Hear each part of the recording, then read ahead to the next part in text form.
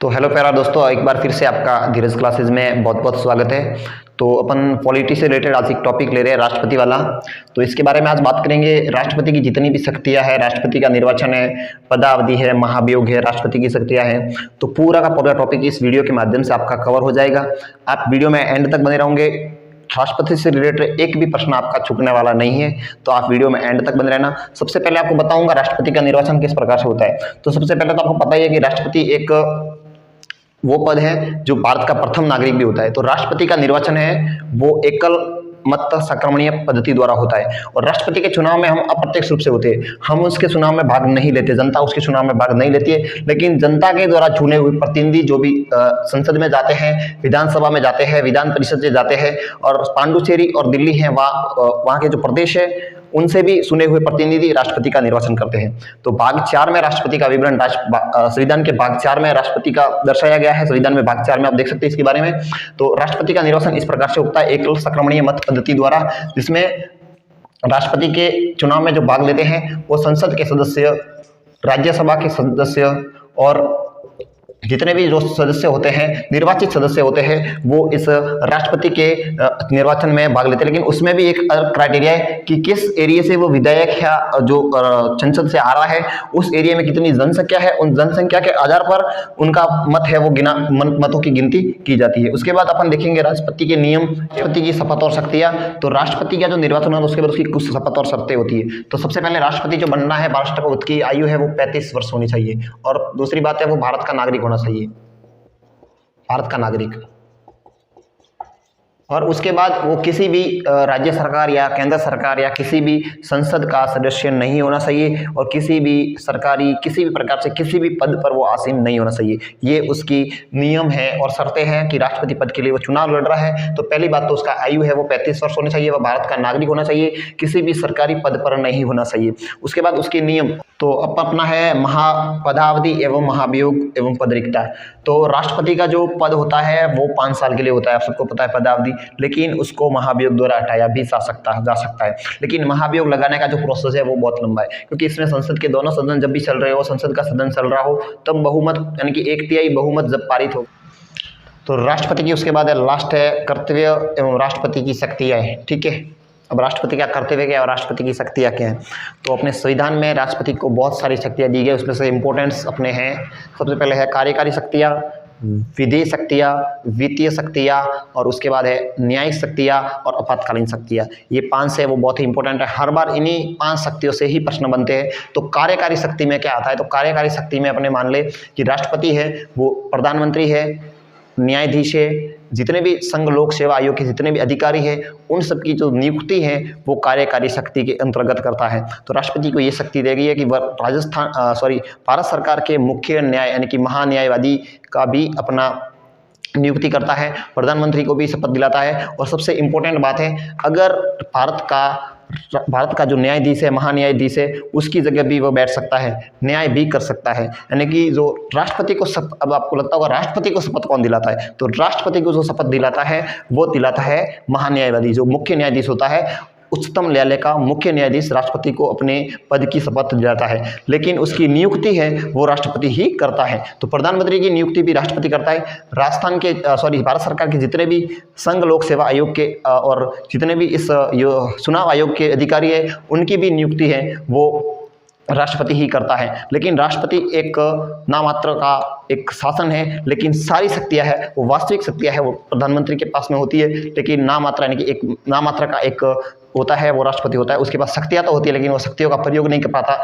वास्तविक शक्तियां है वो प्रधानमंत्री के पास होती है, और इन शक्तियों का पालन उनका हर किसी भी काम या कोई भी नियम या कानून बनता है तो राष्ट्रपति के पास उसके साइन होते हैं। लेकिन कोई अगर विधेयक राष्ट्रपति के पास जाता है और राष्ट्रपति के पास विधेयक जाने के बाद अगर कोई संसद में कोई विधेयक पास होता है और विधेयक को वो राष्ट्रपति के पास भेजते हैं, तो राष्ट्रपति अपने पास भी रख सकता है उस विधेयक को। उसके बाद अगर उस विधेयक में अगर राष्ट्रपति को कुछ गलतियां दिखती है या संविधान के विरुद्ध कुछ दिखता है, तो उस कानून या नियम या को पारित नहीं करता है, वो अपने विस्तार के लिए फिर से भेज सकता है। अगर विस्तार के लिए फिर भेजने के बाद संसद में वह कानून बिना संशोधन या संशोधन किए भी पारित किया जाता है और दोबारा अगर उसकी साइन के लिए भेजा जाता है तो उसको उस पर साइन करने होते हैं और वो नियम या कानून पास हो जाता है। तो राष्ट्रपति के पास ये शक्तियाँ होती है, कार्यकारी शक्तियाँ। उसके बाद है वित्तीय शक्तियाँ, वित्तीय शक्तियाँ।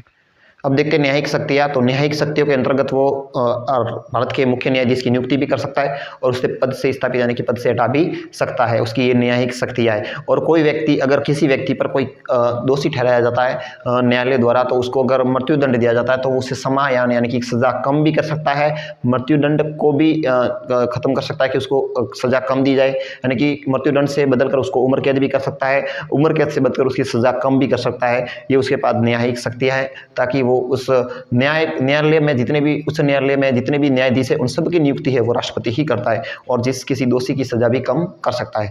अपन हम नेक्स्ट पढ़ेंगे राष्ट्रपति की आपातकालीन शक्तियाँ। तो राष्ट्रपति की आपातकालीन शक्तियाँ है वो 3 है।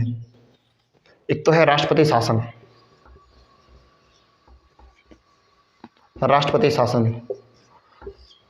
राष्ट्रपति की 3 आपातकालीन शक्तियां हैं। उन 3 आपातकालीन शक्तियों में अनुच्छेद 352, 356 और 360। एक है वित्तीय आपातकालीन शक्तियां, यानी कि किसी भी प्रकार से ऐसा देश में अभी तक हुआ नहीं लेकिन कभी ऐसा हो जाता है तो वित्तीय आपातकाल भी राष्ट्रपति लगा सकता है, लेकिन अभी भी एक बार भी भारत में वित्तीय आपातकाल घोषित नहीं किया गया है। तो इसके पास ये 3 आपातकालीन शक्तियां हैं राष्ट्रपति के पास। एक तो है राष्ट्रपति शासन लगा सकता है, अगर कुछ ऐसी अव्यवस्था हो जाए तो वो अपना राष्ट्रपति शासन किसी भी राज्य में लगा सकता है और घोषणा कर सकता है। उसके बाद अध्यादेश, आपने एक वर्ड सुना होगा अध्यादेश। तो राष्ट्रपति अध्यादेश कब लगाता है? जब संसद में एक सत्र चल रहा हो और कुछ ऐसी अव्यवस्था हो जाए तो राष्ट्रपति अपना शासन यानी कि अध्यादेश लगा सकता है। उस अध्यादेश के तहत वो राष्ट्रपति संसद में एक सत्र चलना बहुत ही जरूरी है, उसकी सहमति के बाद ही वो अपने अध्यादेश। राष्ट्रपति की जो आपातकालीन शक्तियाँ है वो 352 अनुच्छेद और 356 और 360।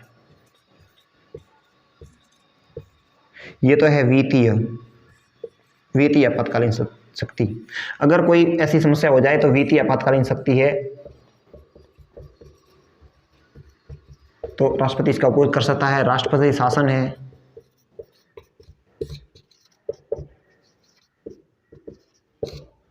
तो ये 3 आपातकालीन शक्तियां 352, 356 और 360। तो ये इसको अध्यादेश जारी कर 123 में अध्यादेश जारी करने की शक्ति।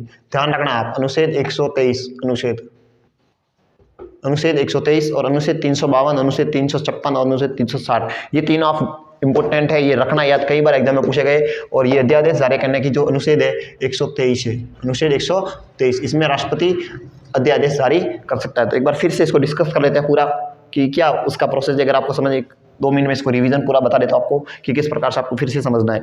तो मैंने आपको समझा दिया कि राष्ट्रपति यानी कि भारत का प्रेसिडेंट, तो राष्ट्रपति का निर्वाचन आपको बता दिया एकल संक्रमणीय मत पद्धति द्वारा। विधानसभा, राज्यसभा और जितने भी संसद में सदस्य होते हैं जो जनता प्रत्यक्ष रूप से नहीं करके वो जो हमारे द्वारा चुने हुए प्रतिनिधि है वो राष्ट्रपति का चुनाव देते हैं। और राष्ट्रपति की शपथ और शर्तें मैंने बता दी। राष्ट्रपति की पदावधि एवं महाभियोग द्वारा हटाया जा सकता है, उसकी पदावधि 5 वर्ष होती है, लेकिन किसी कारणवश अगर राष्ट्रपति की मृत्यु हो जाती है तो पूर्ण चुनाव होता है। अगर वो अपने त्याग पत्र है तो अब मोस्ट इंपॉर्टेंट है कि अगर राष्ट्रपति अपना त्याग पत्र देगा तो वो किसको देगा? तो राष्ट्रपति है वो उपराष्ट्रपति को अपना त्याग पत्र देगा। किसको देगा? उपराष्ट्रपति को। जब भी राष्ट्रपति को अपना त्याग पत्र देना होगा तो उस उपराष्ट्रपति को देना होगा।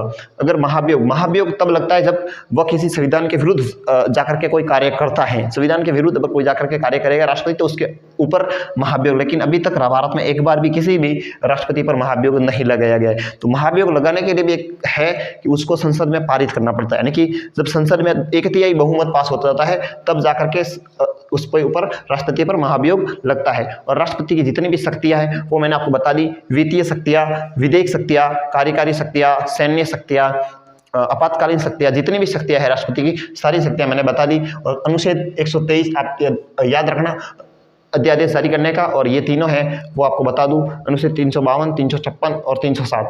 ये है 3 आपातकालीन संविधान के भाग 4 यानी कि 52 से 78 तक कार्यपालिका का वर्णन है, जिसमें राष्ट्रपति, उपराष्ट्रपति, प्रधानमंत्री, मंत्रिमंडल और महान्यायवादी होते हैं। तो ये कौन से अनुच्छेद में है? अनुच्छेद 52 से 78 में कार्यपालिका का वर्णन है संविधान के अनुच्छेद 52 से 78। 52 से 78 तक में वर्णन है कार्यपालिका का, जिसमें राष्ट्रपति, उपराष्ट्रपति, प्रधानमंत्री, कार्यपालिका के जितने भी हैं जैसे कि महान्यायवादी है सब इसमें शामिल हो जाते हैं। तो इसका वर्णन कहाँ पे है? अनुच्छेद 52 से 78 तक, अनुच्छेद 52 से 78 याद रखना आप।